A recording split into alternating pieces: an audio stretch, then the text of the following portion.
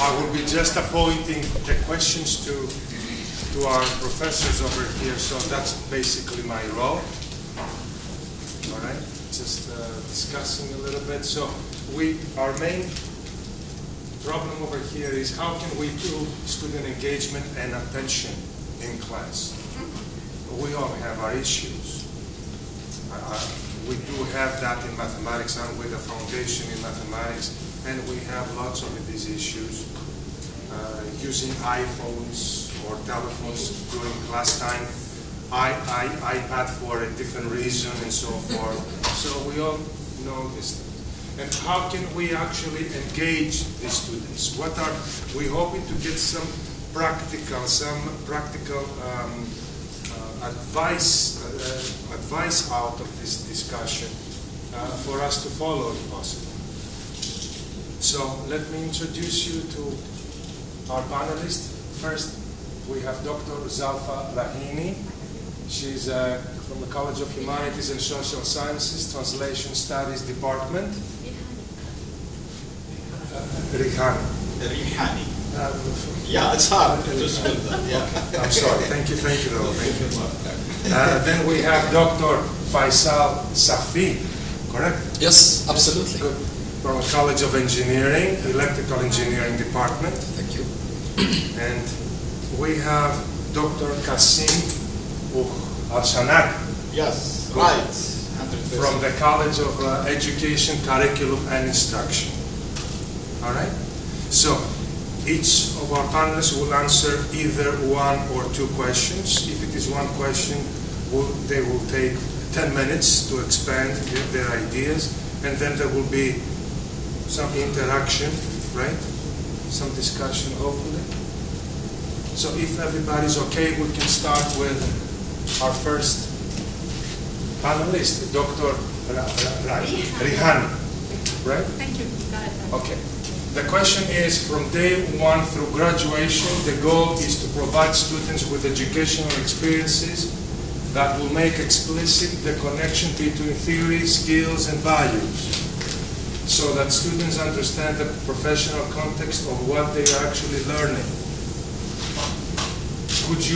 Could experiential education be the answer to students' engagement, motivation, constructive learning, and emotional well-being?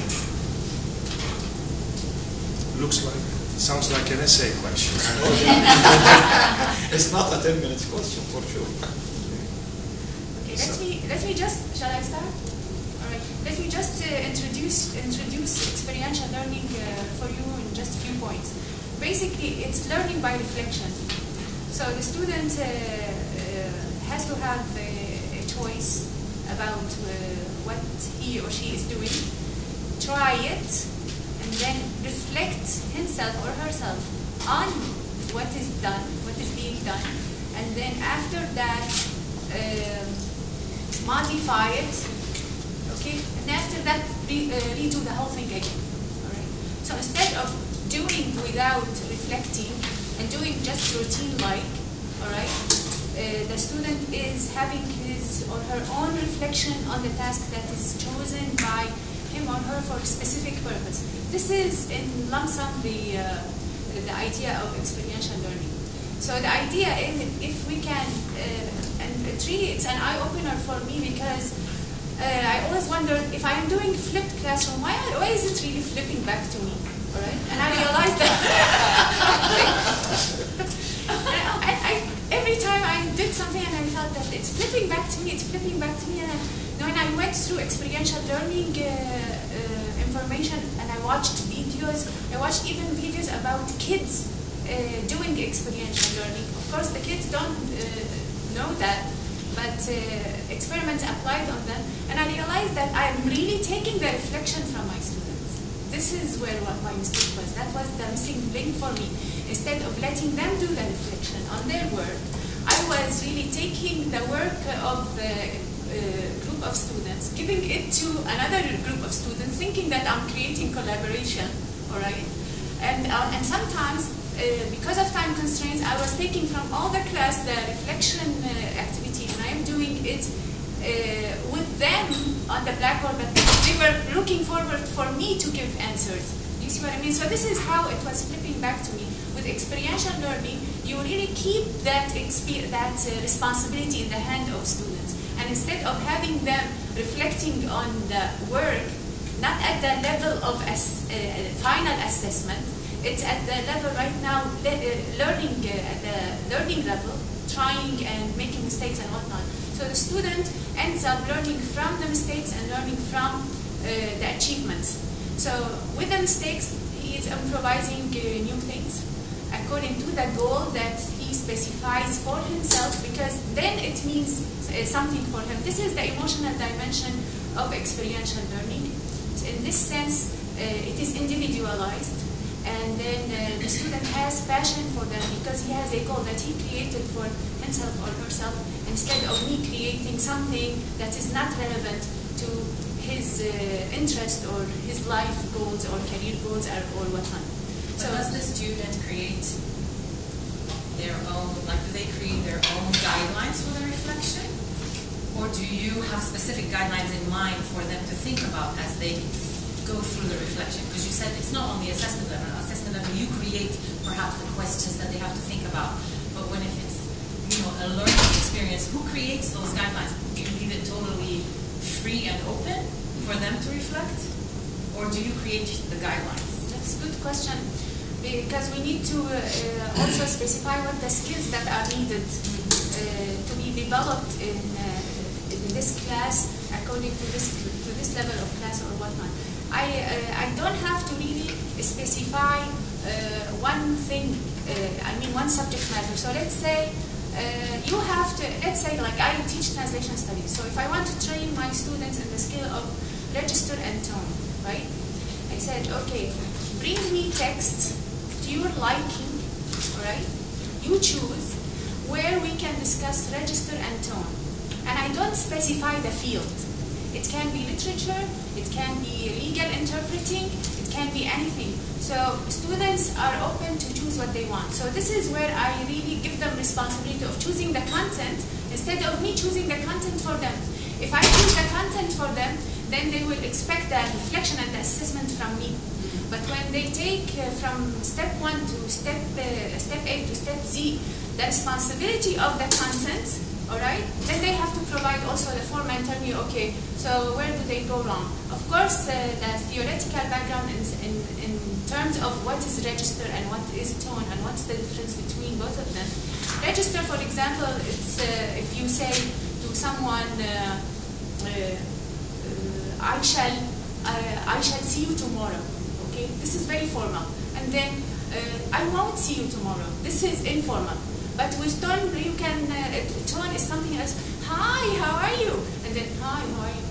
All right, this is tone. So they need to really find text where the discussion applies regarding register and tone, not something else. So here I specified in general really the target of learning, but for them the text, the application, the experience itself, okay, I am not choosing it for them. They choose it for themselves.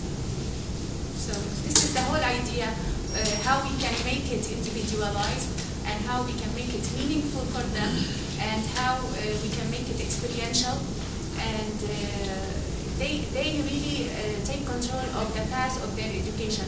In the long run, if they adopt this way of approach, this way of thinking, they have to ask themselves, what is the point of signing up for this course? What does it do to my career goals in the long term? What is the short-term goals and what are the short-term goals and what are the long-term goals? I hope I'm clear. But do you give them the guidelines or a sample of the guidelines, and later on you tell them, well, you know what, choose your own guidelines? Never. Yeah. Okay. Never. Because once I give them guidelines or something in print, they will mimic it. Okay. They want the grade. Okay, and I'm trying to get them away from the grade. Tell them the grade is a definite outcome if you focus on what you want and what you need, on the creative process. But what if they all come back to you and say, I did an excellent job. Everything was excellent. for them. Like, yeah, because constructive criticism of oneself might come into place. It might be difficult for them to say, oh, I'm reflecting and I found that I did something not so good. They want to show you that, yes, I did this and everything was up to par. You know what I mean? How do you control that? How do you teach them that, really? Yeah, I don't think so. this is a very good question, and I'm glad you asked me this because I applied it last week in the class. They came, all of them, with this expectation, we nailed it, right? And all of them... I'm talking from experience. Exactly. And all of them... It's a fact, yeah. Yeah, and I just projected all their work on Google Drive, one by one. I made it individual. Right now I'm gearing, after this experiential learning thing, I'm gearing away from group work. Okay? Instead of, I used to really put them in groups together, but now I'm really gearing away from that because of experiential learning. How will I judge that each one is really taking responsibility of that? It works best when you have small group of students. Luckily in translation studies, I have a small group of students. I have 7, 8, but in general education I end up with 30. Sorry about that. So I projected it. I said, okay, our goal is free translation, right? Okay, so this is the goal. So show me how is this free. So what's the meaning of free? To sound natural, to sound as if the text were not translated in the first place. Okay, so what do you think of this? Said, no, this is wrong, this is wrong, this is wrong. And then they wanted to correct it for the student. I said, no, nobody's going to correct it. She's going to do it and do it right now in front of you. So we did this with every single student. And then the first 2 students, it was, they were shying a bit and then they felt encouraged. And then the rest of the class, everyone was talking, yeah, how I did this, oh my God. And they were laughing together and helping to point, but the redo thing aspect was done by the student herself, and she wrote it right away in the classroom. So this is yes. Well, yes, I've got something too, but okay. A lot of us deal with writing. Yes. Okay, so the students have a topic that they have to write about, and they have specific things that we've taught them. They have to include it in writing. And then after they finish, we have a self-assessment. So they have to go back, does the introduction have this, does it have that? Does the body paragraphs have this, this, and this, and that? And like they were saying, oh yes, oh yes, oh yes, yes, yes, I did this, I did all of these things, and they're tick, tick, tick, tick, tick, tick, tick. And then, it's like they can't self-evaluate. You know what I mean? They have a really hard time looking objectively at their own work. So can you answer that? Or does anybody in the room? I want to just jump to answer your question. Yeah. Sorry. Thank you for your help. Then I have something to add to that. Okay. Like my recommendation in this case, because the culture here, we are perfect. we need to get the highest score, all of these issues. We have this coming understanding from our students. But if they give them self-reflection and give them a rubric to assess their work, and I'm doing that in my class, they will tick, tick, tick, tick, tick. Okay, now I'm not looking for the quantity of your work, whether you have the tick or you don't have. If you put tick and you are complete in this response, I need you to convince me what is the complete in your response.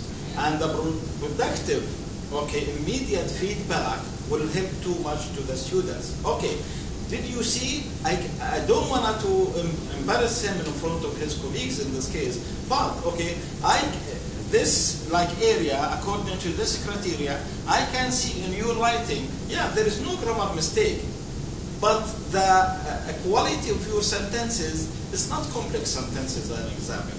If I am your case, I will write it by this way. And leave it for them, for the future, to update their work, version 1, version 2, and so on. But if you are going to just rely on them, I did my assessment, everything is okay, be sure, most of them, they don't know what's going on. Okay. Can I add to that? I'm looking at this from a few different perspectives, because I started here in faculty in the linguistics department, and I was teaching critical and creative thinking. Then I taught ESP, and now I'm teaching in the levels, level 4 mostly, but level 3 too, I've done more. So what I see from school to all the way through their university is that we're missing a step at the beginning. We're missing teaching them how to think. Yes. And when I did critical and creative thinking, it was before the philosophy department took it over, and they changed it to more about being about novels and critically thinking about the writing.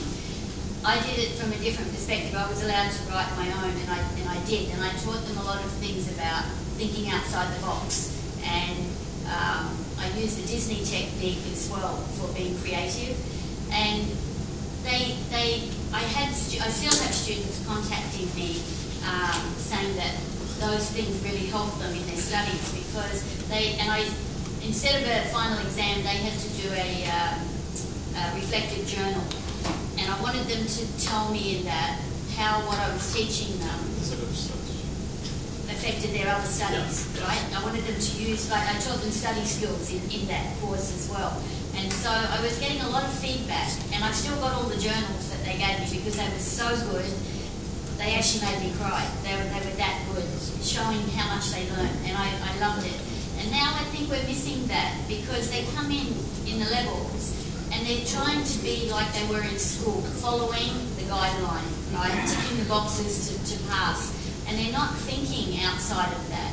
And that's what we're missing. I think there's a step in there we need to insert. To focus more on our courses. Yeah. So anyway, that's my I agree 100%. Of course. We can I? Of course, you still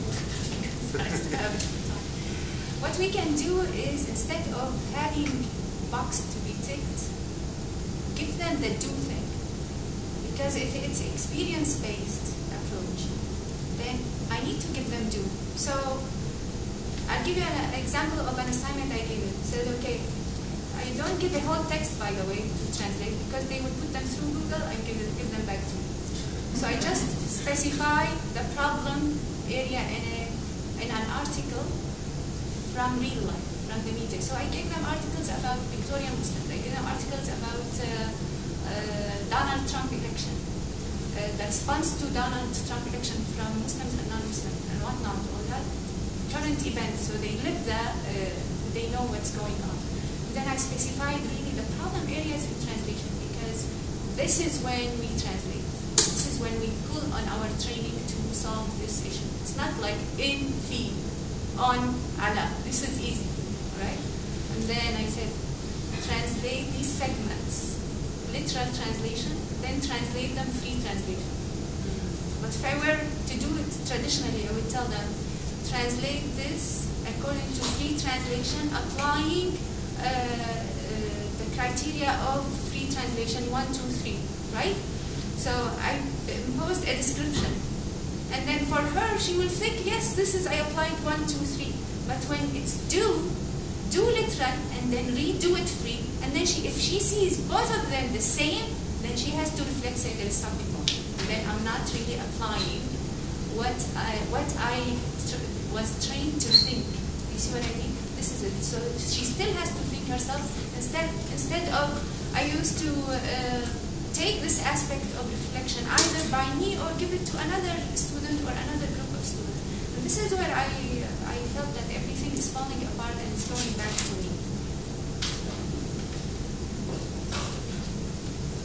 Any further questions? Oh, by the way, there is on the internet a whole recorded session on using experiential learning on writing. Yeah, no, we do that. We do that. I mean, because I consider reflection experiential, and what you're talking about. That they've been given a rubric, okay, write this, then they do it, then they have to go back and look at what they've written. Have they met the requirements? Have they, met the things? And then and before they do the second draft. So students want you to bring your paper in and say, correct my paper. And I said, no, I don't. That's not my job. It's your job. And I work with a lot of students in the Faculty of Medicine, and they come into the Writing Center, and they don't even the students I had, they didn't even know what the teachers, what their initial writing assignment is. oh, it's you know, I said, well, if you don't know exactly what the writing assignment is, how do you know that you've done it? Makes sense. Yeah. By all means. You know, so I mean, let's go back. Let's show me what the instructor asked you to do. Oh well, miss, I don't know. It's somewhere. And I said, you know, you can't judge what you've done until you've looked at the criteria. What has your professor, you know, told you to do? Yep. Excellent. All right, we covered it. One last comment. How do you see experiential teaching applying to hard sciences, like in mathematics, in physics, in chemistry? Is the student supposed to go to the lab, work, maybe bomb the lab or anything? Come back. This is a big one. That's the thing. Not scary. There is an answer for that. I will give you a secret. Oops.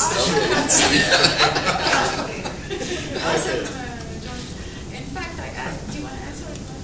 Okay. From science perspective, I can answer this question. And I can then say something Okay, after yeah. it. Like from my experience, I done a research in this area in Jordan with the undergraduate science college students who are taking the chemistry lab, okay?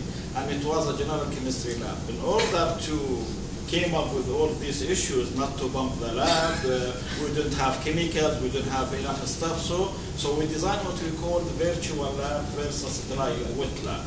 So dry lab and wet lab.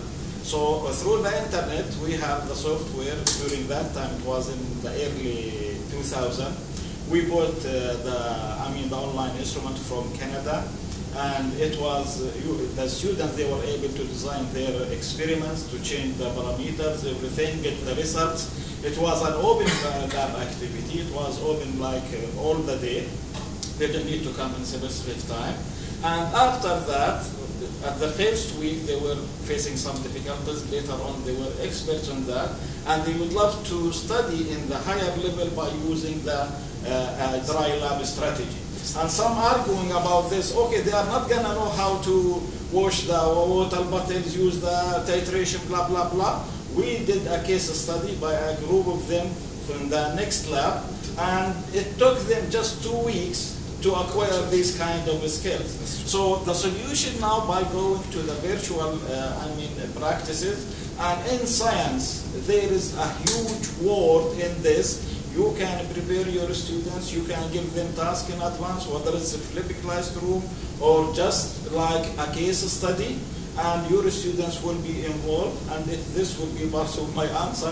Whether you are teaching in social sciences colleges or you are teaching in science colleges, I think you can make your students active in your class. But it depends how to approach your students and do your students responsible about their learning. This is a key factor.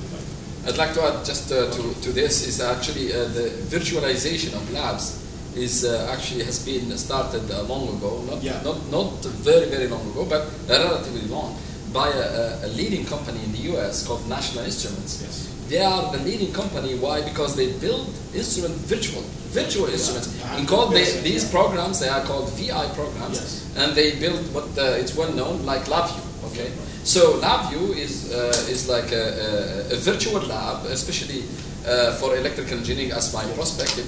And you can build basically your experiment with virtual icons. You can make the connections, make it as real as you wish. Yes. So this virtualization, yes, it's a revolution that has really hit the industry and academia both, actually. Yes. I think this morning I asked my son, I said, Mommy, how do you do science? Because Mama, in the lab, the teacher gives us instructions and then hands out. And then he explains what is it about. And then he lets us do it. He said, Mama, how about if you do it without this instruction and steps? And he goes, Mommy, don't you think this is dangerous? I mean, he didn't know anything about the experience, and he said, Mama, this is dangerous, we might end up doing something. So I believe we've got to take into consideration the safety issue. Scientific field that we're dealing with, whether it's math or chemistry. I mean, I can't go into a lab and just give any stuff to solutions to students and okay, try on your own now to give me CO2, for example. Okay, probably they will be able. If they burn out. No, it's so easy. Just but the virtualization he talked about, Dr. Qasim talked about, is a great tool, and this is why my son loves so much Minecraft. Minecraft is also reported on TV5, French TV. It's like the CNN France. TV5. And, yeah. Cinq is in French. TV5. .org if it is online, and also it is used in Germany. And when I got into it, it's really the virtual world of experiencing. So my son will tell me, "Oh, Mama, this is my mansion, and this is my private jet, and this is my." So they really have goals of their own we don't know about, and they are experiencing that, and they are also interacting with other people online. And they are creating their own world, and sometimes they know they didn't succeed in creating something, so they start all over again. The aspect of redoing and reflection is being applied virtually, as Dr. Qasim indicated. So we can really benefit a lot from the virtual world in the field of science. Excellent. But math, I don't know about that. It's abstract already, so there is nothing to experiment. Yeah, but there is also application on math, okay, that students can, as an example, I use it, it's an iPad application, they draw the function like f of x equal x squared plus 2, and they try to change the parameters, and they will get the graph immediately, and they will change the highest, the lowest, and everything. So these applications nowadays is coming in any discipline. Think about any discipline. Just visit the internet and you will find plenty of information over there.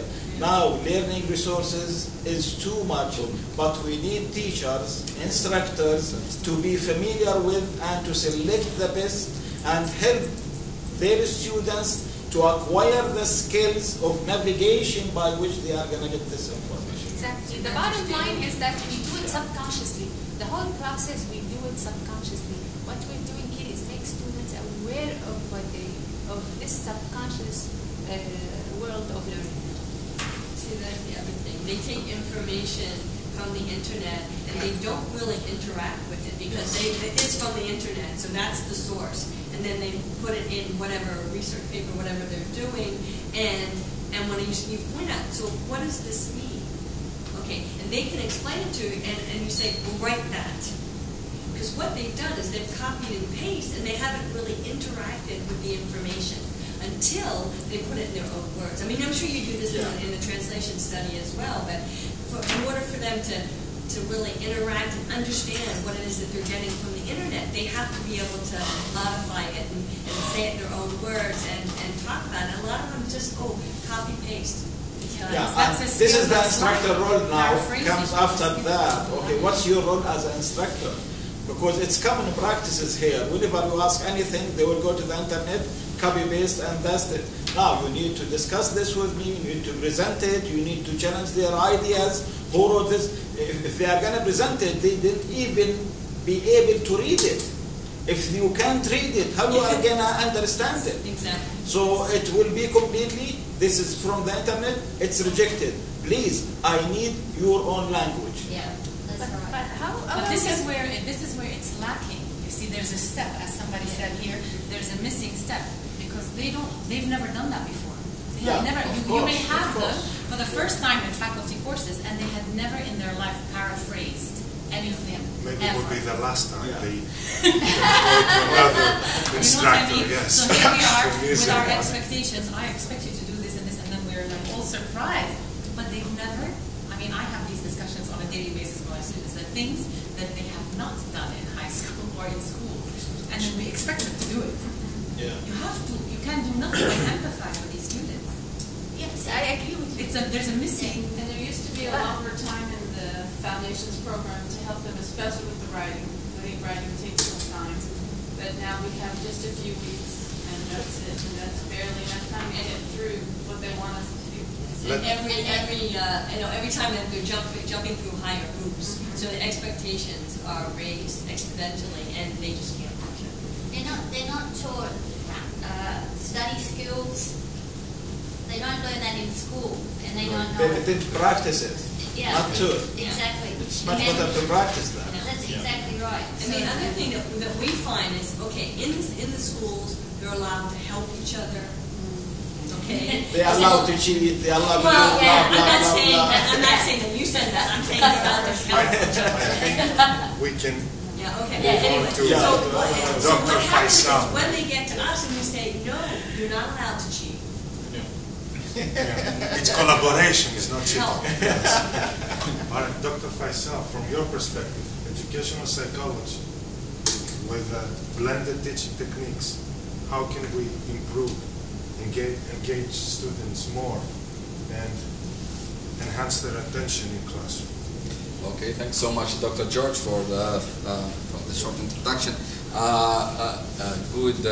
Good evening, everyone, or good afternoon, everyone. So I'd like to start from what Dr. Raihani, right? Oh, Zalfa?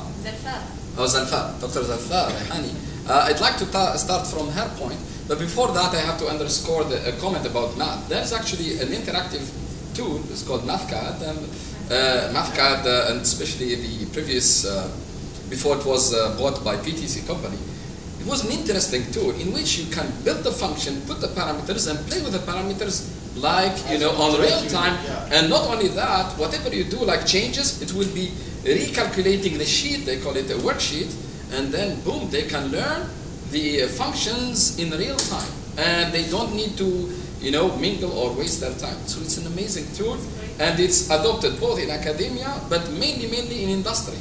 So because math, unfortunately, is one of those core sciences that really need the support, but unfortunately, because they are indirect, so the support in terms of money is less. So it's now big countries like US, Japan, and Europe as well, they are refunding or reshaping this and putting more emphasis on these foundations. Just to mention that. Now, coming to your point, let me introduce myself first of all.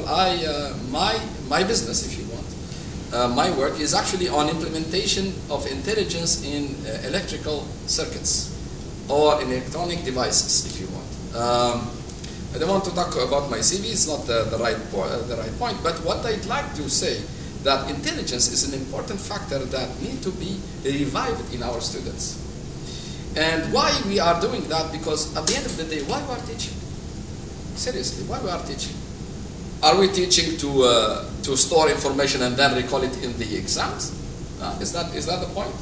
If it is the point, then we are wasting our time, because I can put that information in a memory stick and get it back later on. And in fact, that's an issue I'm suffering in my courses. I told my students, and also it's in my YouTube channel, I mentioned to my students, listen, I don't want you to work as memory sticks or memory devices. I can get the whole textbook in, thumbnail device, and boom, that's it. I don't need that. That's not the point. But the point is to make them intelligent and make them self-aware. And that's the point I'd like to start. It's actually back to Greek heritage. I love that. It's amazing. And I quote Aristotle, a Greek philosopher. He said something about intelligence. He said, listen guys, I know I'm intelligent because I know nothing. It's a well-known quotation, Yeah. He said, I repeat, he said, I know I'm intelligent because I know nothing. And it's a very blowing statement if you think about it. And actually it dictates one of the corner definitions of intelligence. And later on, other civilizations and other people, even Einstein and others, I reported that in my talks as well in my YouTube channel. Many definitions of intelligence, but this is the one I found it really fundamental for teaching, okay? Because teaching is to make the individuals, in our case, the students, self-aware. And self-awareness is one of the biggest intelligent cornerstones, okay? And that's why nowadays AI, artificial intelligence, is booming. Google, you name Apple and the big boys in industry. So what do you mean by self-aware? That's good. I'm getting there. Okay. they are working on this, on AI, and they are really advancing. And the link that will make AI really scary, especially to Steve Hawking and Bill Gates and others who are against AI, artificial intelligence, is to make AI self-aware. If you make an AI, an artificial intelligence system, electronic or software, whatever you call it, if you make it self-aware, boom, it's gone. That's it. They will take over the whole business of creativity, of control, of bye, that's it. The human will jump from an era to another era. Okay, good. Now back to self-awareness. If you look at Aristotle's statement, he said, again I'm repeating, he said that I am intelligent because I know that I know nothing. So this feedback on his own intelligence or in his own knowledge, if you want, this feedback, that's what self is, like a mirror of his own mind. He knows that he knows nothing. Of course he knows nothing. It's the start of the knowledge era, you know, the Greek civilization, by all means, you know. So this, to know about your own status, this is a big thing in intelligence. It's actually the pillar number one in intelligence, okay? So this self-awareness encompasses big things, and that's where I saw that intelligence can help actually teaching. Teaching, we need to make the students, and that's my philosophy, we need to make the students self-aware about what they are studying. Like Dr. Zalfan there, I'm coming to that note, to make experiential, you know, teaching, okay? Or what you call it, I was writing on the cup, so I have to read from there. No. So sorry about that. So you have to make it doing self-awareness, meaning they have to reflect on themselves. What did they learn? And how they were learning it. Is it good or not? This will come to self-assessment, okay? Are they really, they did a good job? So this self-awareness is a big issue, or is a big cornerstone in the teaching. This is what we need really to implement. Now, what they did, right? Okay, all right. And why we want this self-awareness? It's not because intelligence is sweet and we like it. All of us, we like it. It's what differentiates us from the rest of the biological world. It's because we are intelligent. But not only that, self-awareness creates something that is really needed in current time of hard economic times, you know, is creativity. It creates creativity. Creativity, that's what we need to put or to implement or seed, if you want, on the students. Make them creative in their questions, in their, you know, learning, and their interaction. Make the self-drive. Well, we make self-drive cars, but we don't want to make self-drive students. Okay, how do you make someone creative? Excellent job, excellent. And that's the topic of my talk, is about psychology. Yes or no? That's the title of that Dr. George presented. And that's what I wanted to say. We need to understand ourselves. We need to understand the psychology of students, how they think, how they are looking at life, how they are looking at the surrounding. And this comes actually from my electrical engineering background. To make a circuit, and I'm teaching the fundamental of microelectronics, I'm teaching them some devices like diodes, transistors, and things like that. In order to use a device in your circuit, you need to know how that device works. If you don't know, you cannot analyze a circuit that has that device. You see what I'm saying? So the students are like devices that you need to understand them in order to make them do what you are looking to make them doing, like creativity, if you want. So we have to understand. I'm not answering this. I'm putting a question, and that's what I like about knowledge. Knowledge is the art of creating good questions for the next step. Yeah. Okay? But the problem is you only have your students, for us, we have our students 6-7 weeks. Okay. How do you get to know your students in that time and still prepare them everything they need to do? Yeah, that's an excellent question. I can tell you this is not an easy question. They don't have an easy answer. However, I can suggest some things. The psychology of students is part of their own life. It's not only for university time, you know. So that's why, really, and I can suggest, you know, we need really, seriously, every country, every establishment, you know, every society need really to promote and need to, put research into practice, how people are thinking. How people are thinking and how our students are thinking, to promote them, to direct them. And to see, here will come what? Will come culture. Culture is a big thing. Every society has its own culture, has its own principles. And the way that you teach North American student cannot be applied in Japanese students, cannot apply in this country. So each society has its own culture, its own principles, its own fabrics, if you want. Okay, that the teachers like us, we need to be aware of. Okay, once we get that database of information, how this, it can be very simple. It's a paper or a research center, if you will, that you can build this database there. And it's not to humiliate or something. No, every country has its own plus or minus. We are not perfect, So this is for the teachers to understand how to approach the students, what they like, what they don't like, how they think and how they don't think. And this has to be tailored after that to the subject. Okay? So unfortunately, the answer to your question, we have no database. And it's not only to this country. We don't have it most of the countries. Okay? We do not understand ourselves. Like the one says, oh, we know how to go to the moon, but we don't know even how to walk on the earth. It's sad. It's sad because we lost the vision. That's the thing, as a mankind.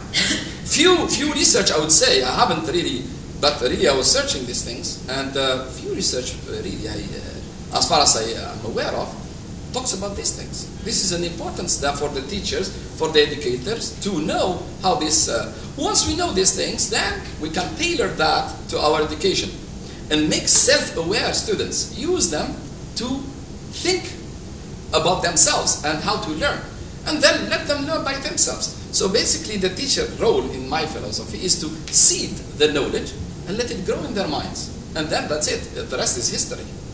They will take care of it, they will move forward, they will enjoy, in fact. You don't have to monitor at them.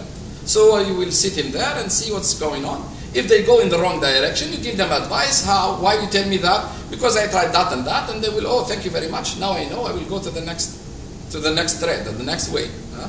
And that's how it should be, in my own humble opinion. And then, once you do that, that's it. It will be fun. Even the teacher will not get bored. So eventually, over the time, repeating the same course, it will be boring. So efficiency will go down. There is no motivation. What motivation? I'm repeating the same course millions of times over the years, and what motivates me? Even as a teacher, what motivates me? There's no new. There's no new. Maybe some teaching technologies here and there, blah, blah, blah, blah, but at the end of the day, I'm not doing anything. But if we make things, in a loop, I learn from the student learn from me, and things are dynamic, things will be spicy, will become, something, dynamic and refreshing, and no one will be bored. We will learn all together. The teacher will learn from the student learn from the teacher, and move on. And the knowledge will be flourishing. And the society will enjoy, everybody will be winning in that time.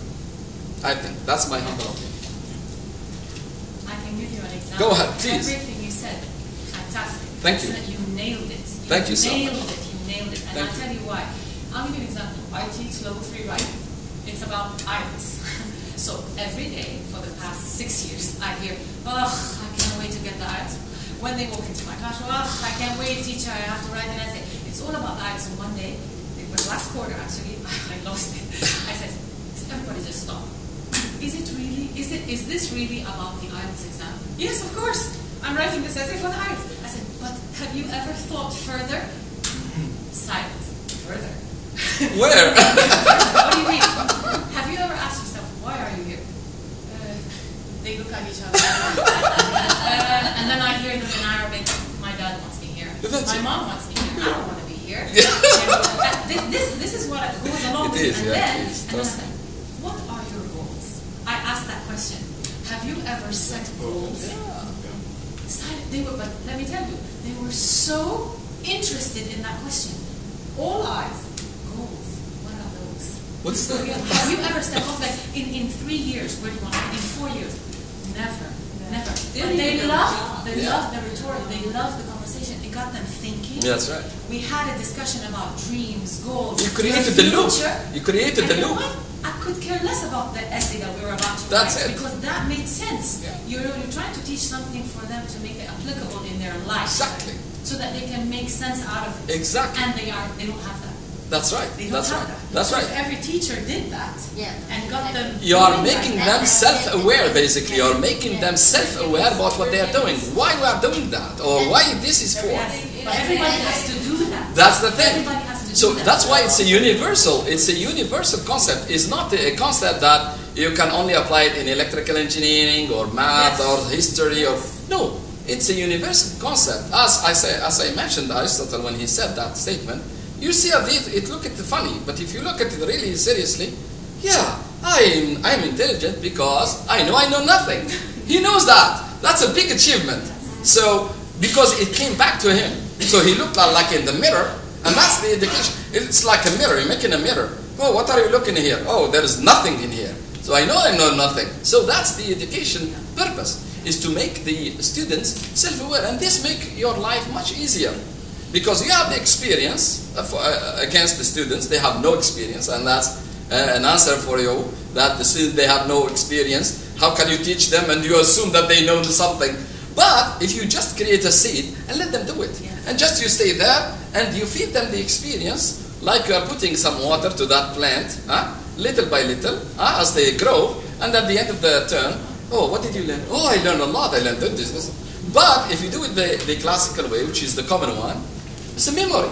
It's a memory process. Feed me in, I feed you out. Bye-bye. Good luck with you. Give me great, leave me alone. Yeah, and it's universal, so it's not really applicable only on one practice, actually on all spectrum of disciplines of education. One question. One comment to thinking. Maybe two parts to the comment. First, picking up from what you said, that it has to be related to them.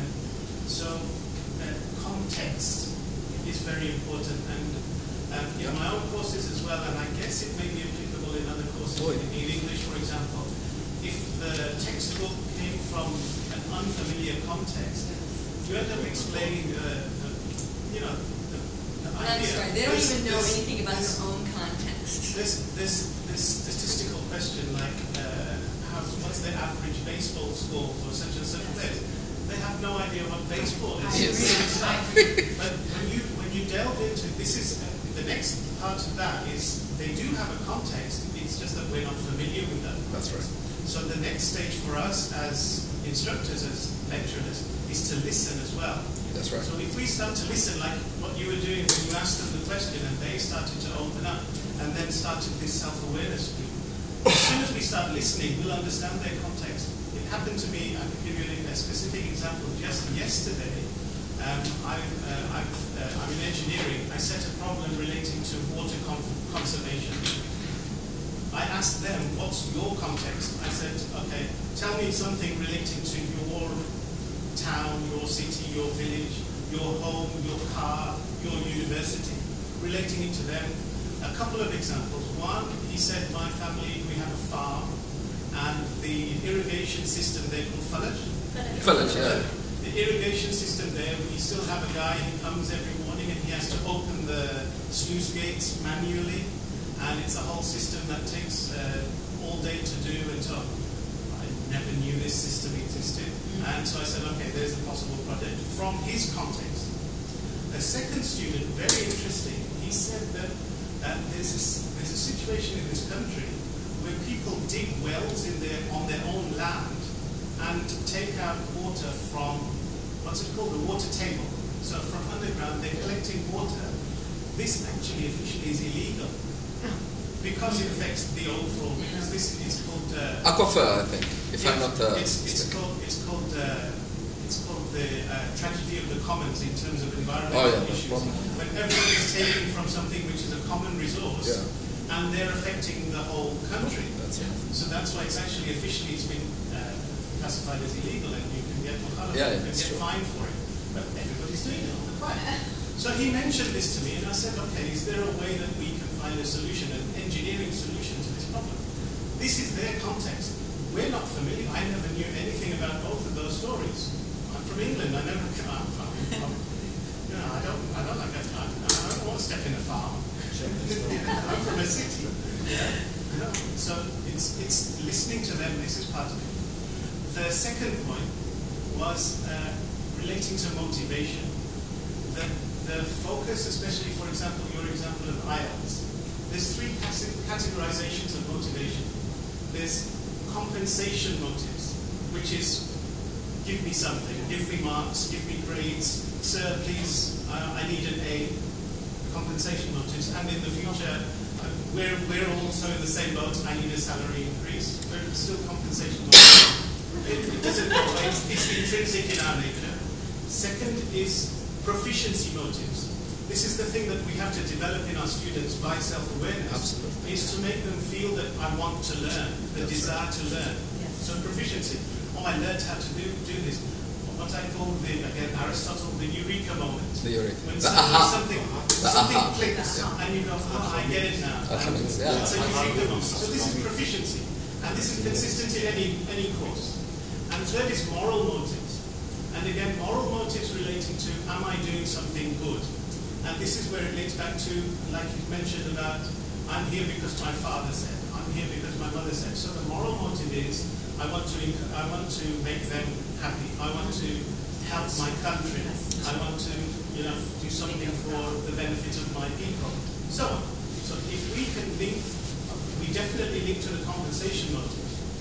So if we can link to the other motives as well at the same time, it builds that whole motivation aspect, and then this can help to trigger that process. That's right. But if the motivation, the second one, sorry about interrupting there, but really the strongest pillar of these three motivation, and that's actually the aspect. If the motivation is like a resource that is self-sustained or self-developed, you don't need to be there. That's it. So it's a self-driving car or self-driving one student in this case. And that's actually the strongest because it doesn't need external resources. He will know, basically it comes to the Chinese proverb, don't give him a fish. And that's actually very strong. Don't give him a fish, teach him how to fish. Not only that, so I think the extra step to that, don't teach him how to fish. Teach him how to make the fishing rod. Okay? Teach him how to do it, because once he does that, he can do it for others. That's one thing. And he will know how to use it, and he know how to feed himself and others. And that's a sustainability factor that will come as a result of this self-awareness. All right. One last question. One last comment. I think the aspect of listening is very important. Yeah. But really, we cannot listen to our students if we're cramming them with so much to do. So the antenna has to be in our hands to ask them all the time, do you like the assignment? They tell you either yes or not. They said, yes, okay, no, they tell you why. Last week I gave them, in fact this week, okay, I said I gave them 5 tasks to do regarding scientific translation. And then at the end they said, so did you like that? I said, yeah, we like it, but it's too much. I said, what's too much? I didn't give you anything. And for me, it wasn't nothing, but for them it was a lot. Then they ended up the 5th task, they hadn't finalized it. And then it was a puzzle, it was a game. So by the time they couldn't recognize that it's a game. And I said, do you realize that it's a puzzle? I gave 5 words, the question, what's the importance of scientific translation? I put just 5 words. You give me your statement about it. Right? So they didn't leave the classroom until they gave it to me. But when they realized it's a game, they got indulged in that. In fact, I gave them so much that they couldn't recognize one task was a game. So I blame myself for that. So if you want our students to really experience their learning, in the sense, let me do it and I learn. Instead, show me and I forget. Let me do it, I learn. It means less is more. We need to apply less is more.